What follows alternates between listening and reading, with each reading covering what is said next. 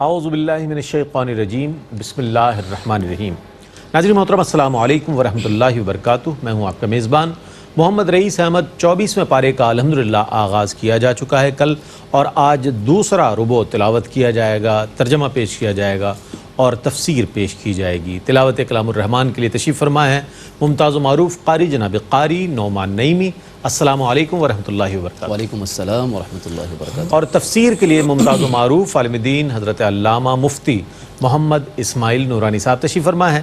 السلام علیکم ورحمۃ اللہ وبرکاتہ۔ وعلیکم السلام ورحمۃ اللہ وبرکاتہ۔ آئیے ناظرین، قرآن کریم کی تلاوت کا آغاز کیا جا رہا ہے۔ تلاوت فرمائیں گے قاری نعمان نعیمی۔ اعوذ باللہ من الشیطان الرجیم، بسم اللہ الرحمن الرحیم۔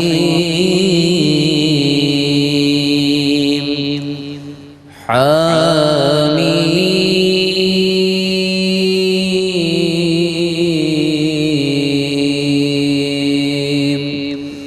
تنزیل الکتاب من اللہ العزیز العلیم، غافر الذنب وقابل التوب شدید العقاب ذی الطول، لا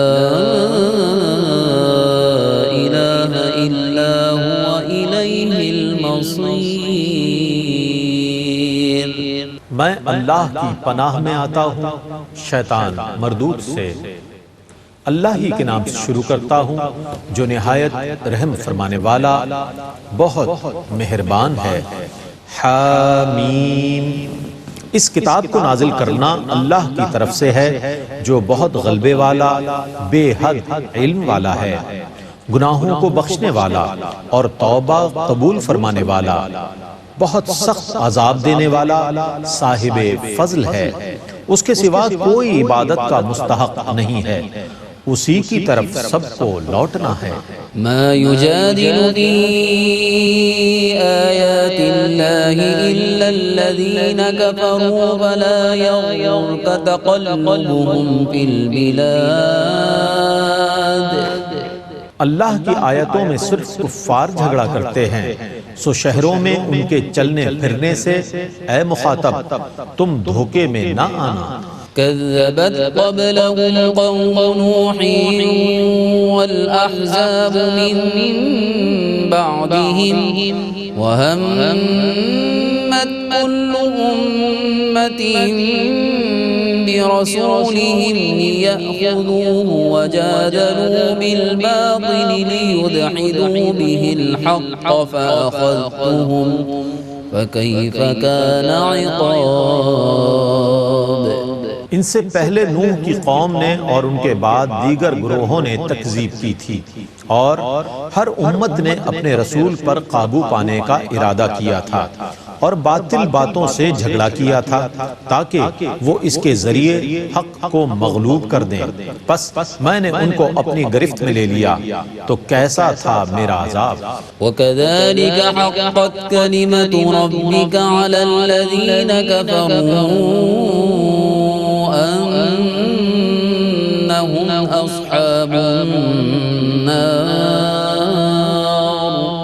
اور اسی طرح آپ کے رب کا فیصلہ کفار کے خلاف ثابت ہو گیا کہ وہ دوزخی ہیں۔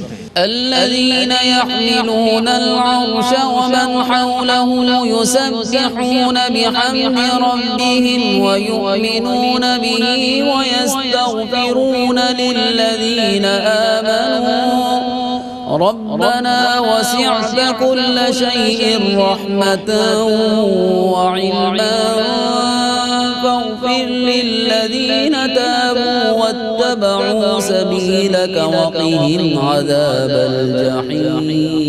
الجحيم۔ وہ فرشتے جو عرش کو اٹھائے ہوئے ہیں اور جو اس کے گرد ہیں، وہ سب اپنے رب کی حمد کے ساتھ اس کی تسبیح کرتے ہیں اور اس پر ایمان رکھتے ہیں اور مومنوں کے لیے مغفرت طلب کرتے ہیں۔ اے ہمارے رب، تیری رحمت اور تیرا علم ہر چیز کو محیط ہے، سو تو ان لوگوں کی مغفرت فرما جنہوں نے توبہ کی ہے اور تیرے راستے کی اتباع کی ہے اور تو ان کو دوزخ کے عذاب سے بچا لے۔ ربنا وادخلهم جنات عدن التي وعدتهم ومن صلح من آبائهم وأزواجهم وذرياتهم إنك أنت العزيز الحكيم۔ اے ہمارے رب تو ان کو دائمی جنتوں میں داخل فرما دے جن کا تو نے ان سے وعدہ فرمایا ہے، اور ان کے باپ دادا اور ان کی بیویوں اور ان کی اولاد میں سے بھی جو مغفرت کے لائق ہوں، بے شک تو بہت غالب اور بے حد حکمت والا ہے۔ وقهم السيئات ومن تق السيئات يومئذ فقد رحمته وذلك هو الفوز العظيم۔ اور تو ان کو گناہوں سے بچا، اور اس دن تو جس کو گناہوں کے عذاب سے بچا لے گا تو بے شک تو نے اس پر رحم فرمایا، اور یہی بہت بڑی کامیابی ہے۔ ان الذين كفروا ينادون لمقت الله اكبر من مقتكم انفسكم اذ تدعون الى الايمان فتكفرون۔ بے شک قیامت کے دن کفار سے با آواز بلند کہا جائے گا کہ تمہیں اپنے اوپر جو غصہ آ رہا ہے اس سے کہیں سنگین اللہ کا غصہ ہے جو تم پر اس وقت آتا تھا جب تمہیں اللہ کی توحید پر ایمان لانے کی دعوت دی جاتی تھی، پھر تم کفر کرتے تھے۔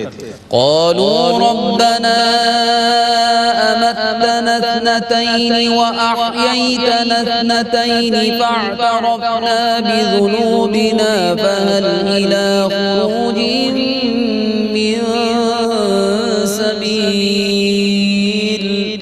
وہ کہیں گے اے ہمارے رب تو نے ہمیں 2 بار موت دی اور 2 بار زندہ فرمایا، ہم نے اپنے گناہوں کا اعتراف کر لیا، آیا اب دوزخ سے نکلنے کی کوئی صورت ہے؟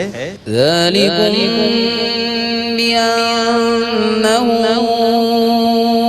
إذا دعي الله وحده كفرتم وإن يشرك به تؤمنوا فالحكم لله العلي الكبير۔ اس عذاب کی وجہ یہ ہے کہ جب صرف اللہ واحد کو پکارا جاتا تھا تو تم کفر کرتے تھے، اور جب اس کے ساتھ کسی کو شریک کر لیا جاتا تھا تو تم اس پر ایمان لاتے تھے۔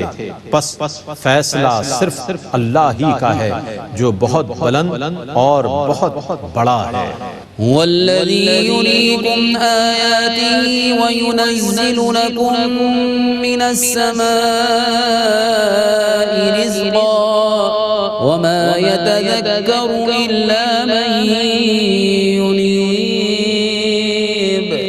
وہی تم کو اپنی نشانیاں دکھاتا ہے اور تمہارے لیے آسمان سے رزق نازل فرماتا ہے، اور صرف وہی لوگ نصیحت قبول کرتے ہیں جو اللہ کی طرف رجوع کرنے والے ہیں۔ فادعوا الله مخلصين له الدين ولو كره الكافرون۔ رفيع الدرجات ذو العرش يلقي الروح من أمره على من يشاء من عباده لينذر يوم التلاق۔ سو تم اللہ کی عبادت کرو اخلاص کے ساتھ، اس کی اطاعت کرتے ہوئے خواہ کافروں کو برا لگے۔ وہ بلند درجات عطا فرمانے والا عرش کا مالک ہے، وہ اپنے بندوں میں سے جس پر چاہتا ہے اپنے حکم سے وہی نازل فرماتا ہے تاکہ وہ ملاقات کے دن سے ڈرائے۔ يوم هم بارزون لا يخفى على الله منهم شيء لمن الملك اليوم لله الواحد القهار۔ جس دن سب لوگ ظاہر ہوں گے ان کی کوئی چیز اللہ سے چھپی ہوئی نہیں ہوگی، آج کس کی بادشاہی ہے؟ صرف اللہ کی جو واحد سب پر غالب ہے۔ اليوم تجزى كل نفس بما كسبت لا ظلم اليوم إن الله سريع الحساب۔ آج ہر شخص کو اس کی کمائی کا صلہ دیا جائے گا، آج کوئی ظلم نہیں ہوگا، بے شک اللہ بہت جلد حساب لینے والا ہے۔ وَأَنذِرْهُمْ يَوْمَ الْآزِفَةِ إِذِ الْقُلُوبُ لَدَى الْحَنَاجِرِ كَاظِمِينَ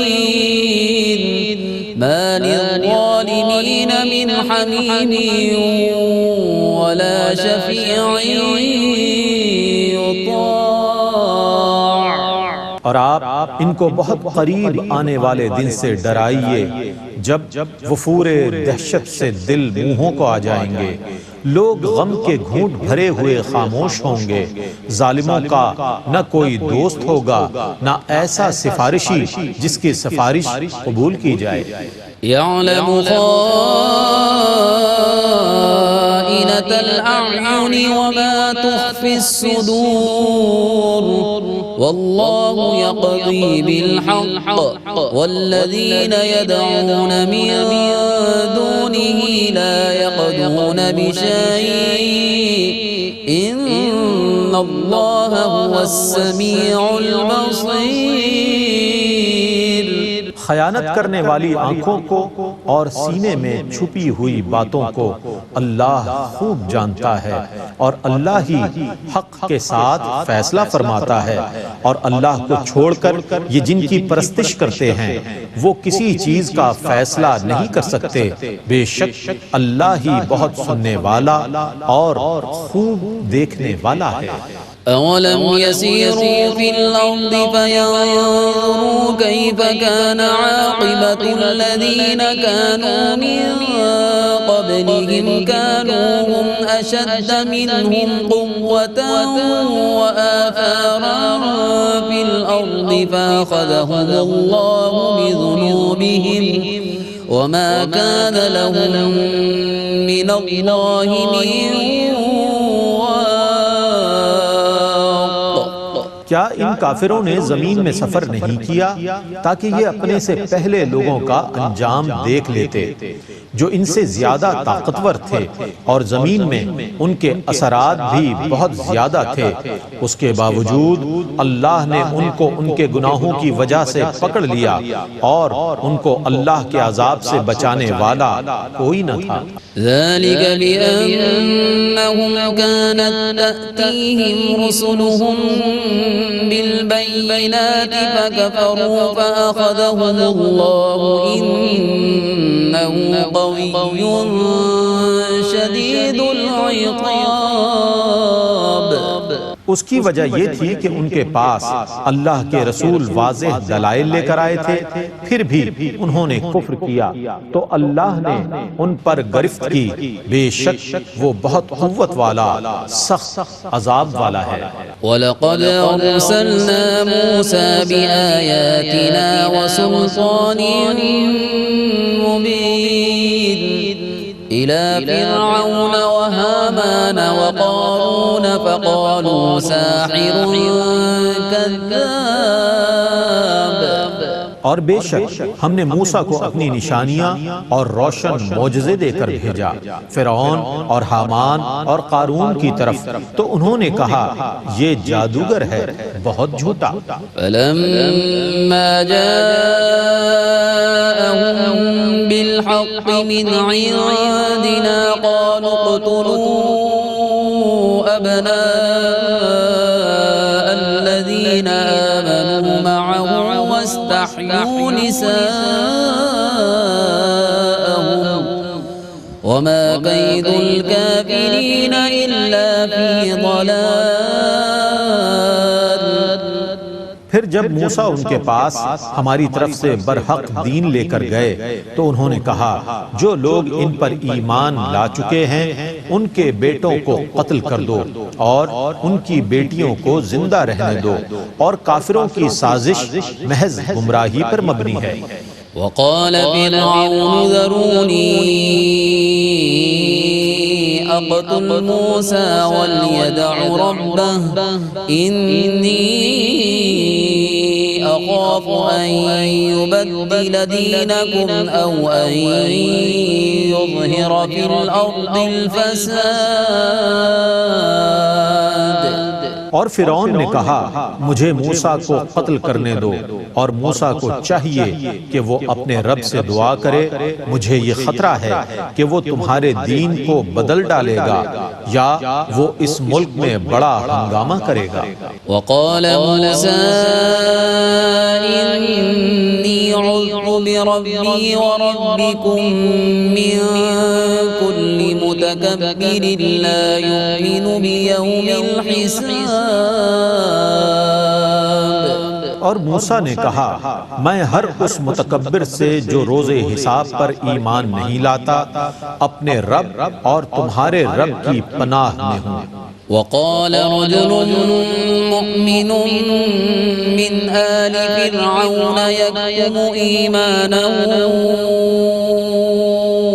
أتقتلون رجلا أن يقول ربي الله وقد جاءكم بالبينات من ربكم وإن يك كاذبا فعليه كذبه وإن يك صادقا يصبكم بعض الذي يعدكم إن الله لا يهدي من هو مسرف كذاب.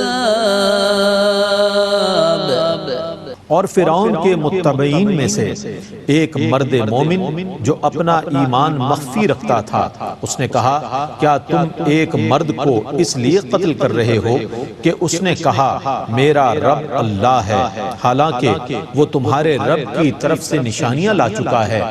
اگر وہ بالفرض جھوٹا ہے تو اس کے جھوٹ کا وبال اس پر ہے، اور اگر وہ سچا ہے تو جس عذاب سے وہ ڈرا رہا ہے اس میں سے کچھ نہ کچھ عذاب تو تم پر آئے گا. بے شک جو حد سے تجاوز کرنے والا جھوٹا ہو اللہ اس کو ہدایت نہیں دیتا. يا قوم لكم الملك اليوم ظاهرين في الأرض فمن ينصرنا من بأس الله إن جاءنا. قال فرعون ما أريكم إلا ما أرى وما أهديكم إلا سبيل الرشاد. اے میری قوم آج تمہاری حکومت ہے کیونکہ تم اس ملک پر غالب ہو، لیکن اگر اللہ کا عذاب ہم پر آ گیا تو کون ہماری مدد کرے گا؟ فرعون نے کہا میں تمہیں وہی راستہ دکھا رہا ہوں جو میں خود دیکھ رہا ہوں، اور میں تمہیں صرف کامیابی کی راہ دکھا رہا ہوں. وقال الذي آمن يا قوم إني أخاف عليكم مثل يوم الأحزاب مثل دأب قوم نوح وعاد وثمود والذين من بعدهم وما الله يريد ظلما للعباد. اور اس مرد مومن نے کہا اے میری قوم مجھے خطرہ ہے کہ تم پر سابقہ امتوں کی طرح عذاب آ جائے گا، جس طرح نوح کی قوم اور عاد اور سمود اور ان کے بعد کے لوگوں کا طریقہ تھا، اور اللہ بندوں پر ظلم کرنے کا ارادہ نہیں فرماتا. وَيَا قَوْمِ إِنِّي أَخَافُ عَلَيْكُمْ يَوْمَ التَّنَادِ يَوْمَ تُوَلُّونَ مُدْبِرِينَ مَا لَكُمْ مِنَ اللَّهِ مِنْ عَاصِمٍ وَمَنْ يُضْلِلِ اللَّهُ فَمَا لَهُ مِنْ هَادٍ.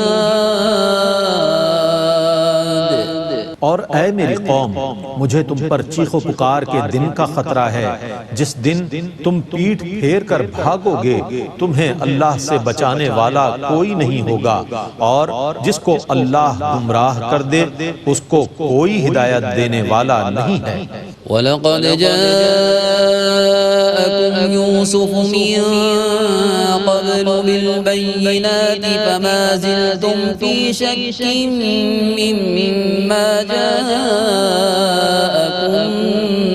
به حتى إذا هلك قلتم لن يبعث الله من بعده رسولا كذلك يضل الله من هو مسرف مرتاب. اور بے شک اس سے پہلے تمہارے پاس یوسف کھلی کھلی نشانیاں لے کر آئے تھے، پس تم ان کی لائی ہوئی نشانیوں میں شک ہی کرتے رہے، حتیٰ کہ جب وہ وفات پا گئے تو تم نے کہا اب اللہ ان کے بعد ہرگز کوئی رسول نہیں بھیجے گا، اور اللہ اسی طرح اس کو گمراہ کرتا ہے جو حد سے متجاوز ہو، شک میں مبتلا ہو. الذين يجادلون في آيات الله بغير سلطان أتاهم كبر مقتا عند الله وعند الذين آمنوا كذلك يطبع الله على كل قلب متكبر جبار. جو لوگ بغیر کسی ایسی دلیل کے جو ان کے پاس آئی ہو جھگڑتے ہیں، اللہ کے نزدیک اور مومنوں کے نزدیک ایسا جھگڑا سخت غصے کا موجب ہے. اللہ اسی طرح ہر جبار متکبر کے دل پر مہر لگا دیتا ہے. وقال فرعون يا هامان ابن لي صرحا لعلي أبلغ الأسباب. اور فرعون نے کہا اے حامان میرے لیے ایک بلند عمارت بنا دے، شاید کہ میں ان راستوں تک پہنچ جاؤں. أسباب السماوات فأطلع إلى إله موسى وإني لأظنه كاذبا وكذلك زين لفرعون سوء عمله وصد عن السبيل وما كيد فرعون إلا في تباب. جو آسمانوں کے راستے ہیں پھر میں موسیٰ کے خدا کو دیکھ لوں، اور بے شک میں ضرور گمان کرتا ہوں کہ وہ جھوٹا ہے، اور اسی طرح فرعون کے برے عمل کو اس کے نزدیک خوشنما بنا دیا گیا اور اس کو سیدھے راستے سے روک دیا گیا، اور فرعون کی ہر سازش صرف ناکام ہونے والی تھی. وقال الذي آمن يا قوم اتبعون أهدكم سبيل الرشاد يا قوم إنما هذه الحياة الدنيا متاع وإن الآخرة هي دار القرار. اور اس مرد مومن نے کہا اے میری قوم میری پیروی کرو، میں نیکی کے راستے پر تمہاری رہنمائی کروں گا. اے میری قوم یہ دنیا کی زندگی تو صرف عارضی فائدہ ہے، اور بے شک آخرت ہی دائمی قیام کی جگہ ہے. من عمل سيئة فلا يجزى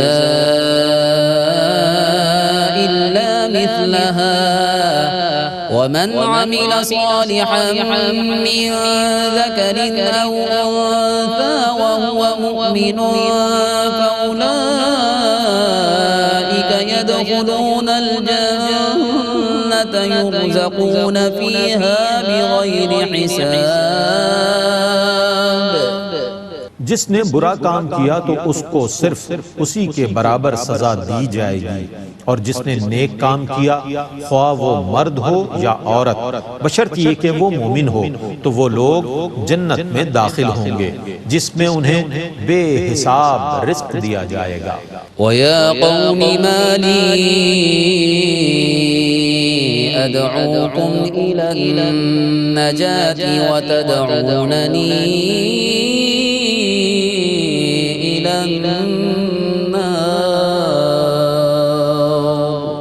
اور اے میری قوم مجھے کیا ہوا ہے کہ میں تمہیں نجات کی دعوت دے رہا ہوں اور تم مجھے دوزخ کی طرف بلا رہے ہو۔ الحمدللہ تلاوت قرآن کریم اور ترجمہ آپ نے ملاحظہ فرمایا۔ اللہ کریم اس پڑھے جانے کو اور سنے جانے کو اپنی بارگاہ میں قبول فرمایا۔ آئیے ان آیات بینات کی تفسیر کے لیے، تفہیم کے لیے ہم چلتے ہیں علامہ مفتی محمد اسماعیل نورانی صاحب کی جانب۔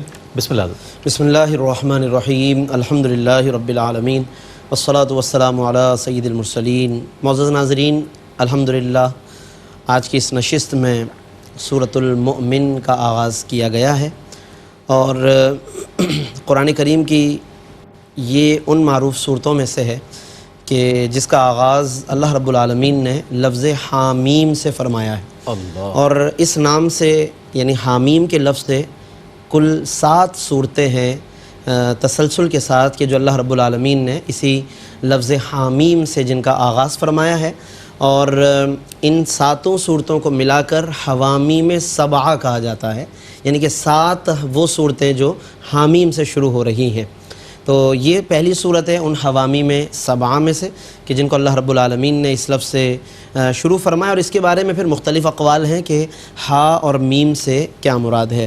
ایک قول علامہ قرطبی نے لکھا کہ نبی کریم صلی اللہ علیہ وسلم نے فرمایا کہ حامیم یہ اسم من اسماء اللہ تعالی، یہ اللہ تبارک و تعالیٰ کے ناموں میں سے ایک نام ہے۔ ایک قول یہ ہے وہی مفاتیح خزائن ربک، اور یہ اللہ تبارک و تعالیٰ کے خزانوں کی کنجیاں ہیں۔ اس لفظ کو کئی دعاؤں میں بھی بطور ورد اور وظیفے کے بھی ذکر کیا جاتا ہے۔ دعائے حزب البحر جب ہم پڑھتے ہیں تو اس میں حامیم کا لفظ 7 مرتبہ پڑھا جاتا ہے، اور اسی سے حم الامر کا محاورہ بھی ماخوذ ہے کہ جس میں گویا کہ کام ہو جانے اور کام کے مکمل ہو جانے کی طرف اشارہ ہوتا ہے۔ تو حامیم کی تکرار کے بعد حم الامر وجاء النصر فعلینا لا ینصرون، یہ دعائے حزب البحر میں تکرار کی جاتی ہے۔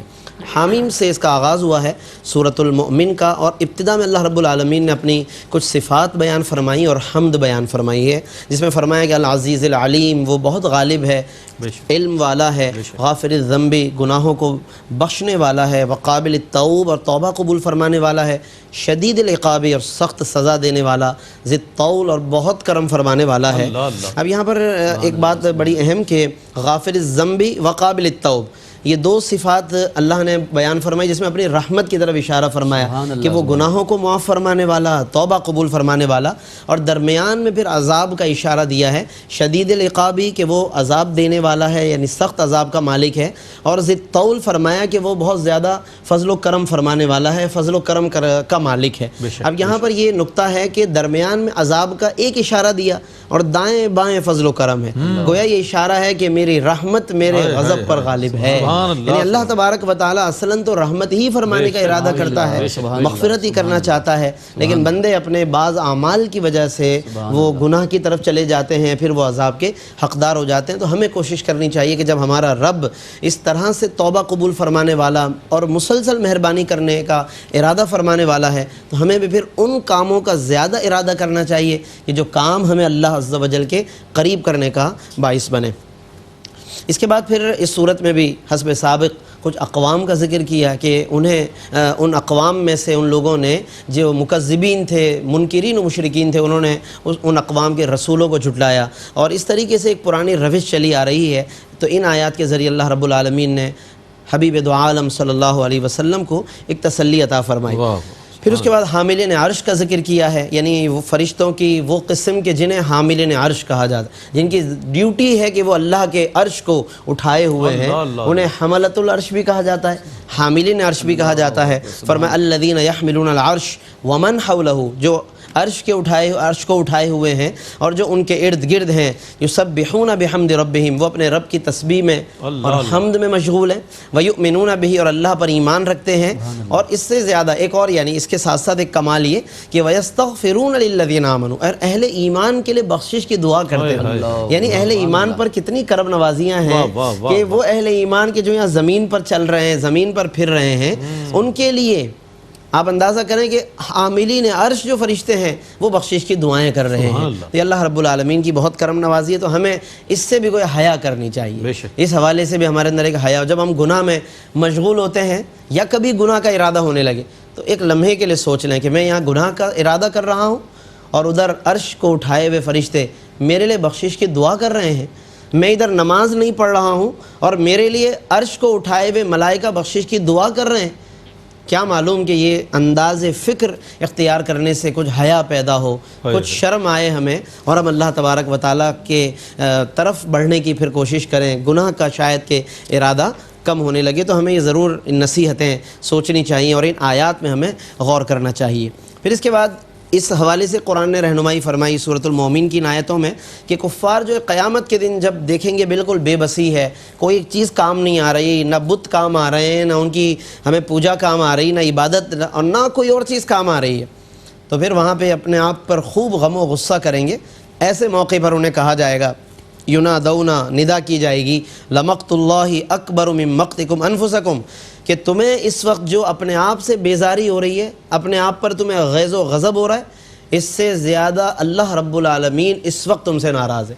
یعنی تمہیں اپنے آپ سے اتنی ناراضگی اس وقت نہیں ہے جتنی اللہ کو اس وقت تم سے ناراضگی ہو رہی ہے۔ اور آج کی اس دنیا میں، آج کی زندگی میں ہم کسی اور کے بارے میں تو شاید بہت جلدی فیصلہ کر لیتے ہیں کہ تمہارا شمار ظالمین میں ہے، تمہارا شمار فلاں میں ہے، تمہارا شمار فلاں میں ہے، لیکن کاش کہ اتنی توجہ جو ہم کسی اور پر دے رہے ہیں، کسی اور کے بارے میں کوئی فیصلہ کر رہے ہیں، ہم اپنے آپ پر، اپنے عمل پر بھی غور کر لیں کہ کہیں میرا کوئی ایسا شمار نہ ہو اللہ تعالیٰ کے ہاں کہ جنہیں اللہ تعالیٰ پسند نہیں فرماتا، ان میں کہیں میرا شمار نہ کر لیا جائے۔ تو کسی اور پر کامنٹ کرنے سے پہلے، کسی اور پر فیصلہ کرنے سے پہلے ایک نظر اپنے آپ پر، اپنے عمل پر ہم ڈال لیں، تو ہو سکتا ہے کہ وہ غور کرنا ہمارے لیے ہدایت اور رہنمائی کا باعث بن جائے۔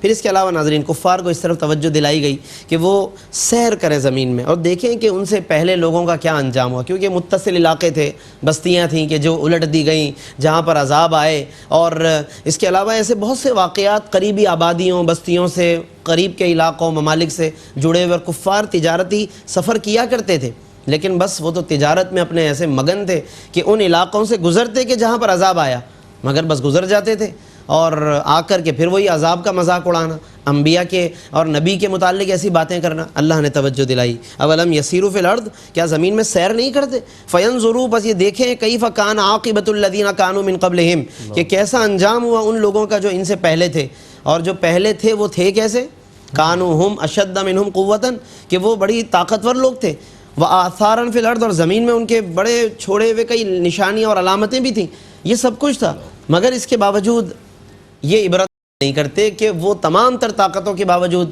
ہلاک کیے گئے، برباد ہو گئے، ان کی طاقتیں انہیں کام نہ آئی، کیونکہ یہاں طاقت کا کام نہیں ہے، یہاں تو ایمان کا کام ہے۔ آپ دیکھیں نا کہ طاقت کے باوجود لشکر ہمت ہار گئے، شکست کھا گئے، اور صحابہ اصحاب بدر کچھ نہ ہونے کے باوجود بازی لے گئے، سبقت لے گئے۔ تو یہاں طاقت کا معاملہ نہیں ہے، بلکہ ایمان کی طاقت چاہیے۔ اور اس کے علاوہ اسی میں اللہ رب العالمین نے اس طرف بھی توجہ دلائی کہ یعلم خائنۃ الاعین وما تخفی الصدور، وہ اللہ جانتا ہے خیانت کرنے والی آنکھوں کو اور ان باتوں کو کہ جنہیں دلوں میں لوگوں نے چھپایا ہوا ہے، وہ ان باتوں سے بھی واقف ہے۔ کوئی بھی برا خیال یا قصداً کسی کے بارے میں برا سوچنا، بدگمانی کرنا، دل کے اندر پلنے والی وہ تمام باتیں، کینے سے لے کے حسد تک، حسد سے لے کر کسی کے بارے میں بدگمانی تک، تمام چیزوں کے بارے میں فرما دیا کہ وہ رب جانتا ہے۔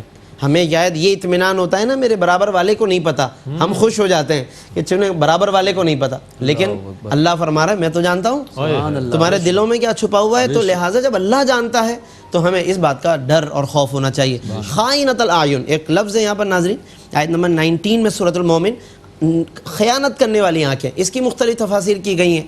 ایک تفسیر بعض مفسرین نے بعض صحابہ کرام کے حوالے سے لکھی کہ خیانت کرنے والی آنکھوں سے مراد یہ کہ کسی غلط چیز کی طرف نگاہ کو اٹھایا کسی نے، غلط چیز کی طرف، یا کسی ایسی عورت کی طرف کہ جس کو دیکھنا اس کے لیے حلال نہیں تھا، اور اس نے قصداً اس کی طرف بری نگاہ اٹھائی، یا بے پردگی کی وجہ سے اس نے بد نگاہی میں اپنے آپ کو مبتلا کیا، اور جہاں اس کو کسی نے دیکھتے ہوئے محسوس کر لیا تو اس نے پھر اپنی نگاہیں درست کر لی۔ یہ خیانت ہے کہ اس بندے سے وہ ڈر رہا ہے، اپنے برابر والے سے وہ ڈر رہا ہے کہ یہ نہ دیکھ لے مجھے، لیکن اسے یہ نہیں معلوم کہ مجھے کس سے ڈرنا چاہیے۔